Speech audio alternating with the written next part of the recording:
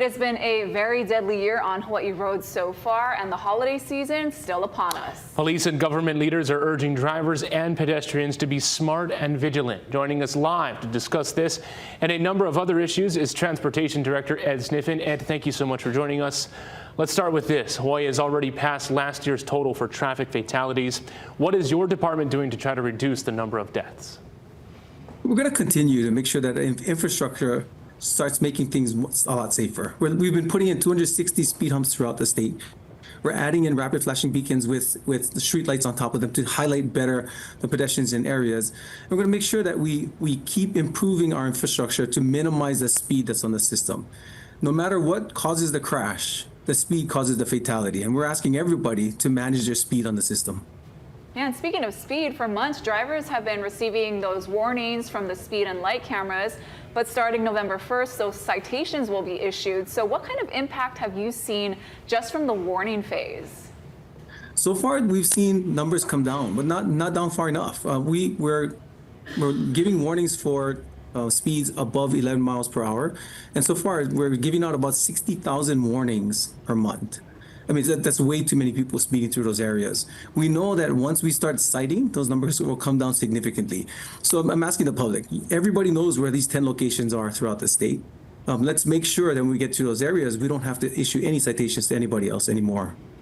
And Ed, lots of logistics involved. You're deep into this. Is the system ready to handle the number of citations that are expected to be issued?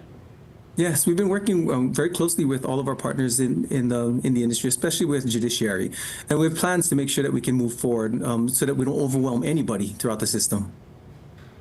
All right, Ed, switching gears to the government shutdown now. Your TSA officers, air traffic controllers, they're all federal employees. How has the shutdown impacted Hawaii's airports? We are happy to report that it hasn't affected us at all.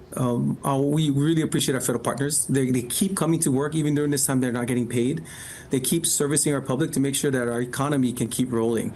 Really appreciate all the work that they're doing to help support us through this time. And really appreciate what Governor Green is doing to make sure he puts hundreds of millions into play to make sure he supports our communities, especially those that are suffering from some of the federal challenges that are occurring at this time.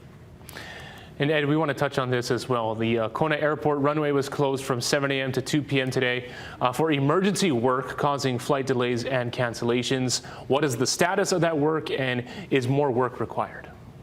Yeah, so 10 a.m. this morning, we had to shut it down. We found delamination in the pavements, just right in the middle of the runway, exactly where the wheels touched down for all the planes. We had to shut it down during that time frame. We had our contractors come in, ripped out about 1,100, 1,200 feet of pavement throughout that area, rebuilt it, and opened it up by 2 p.m. today.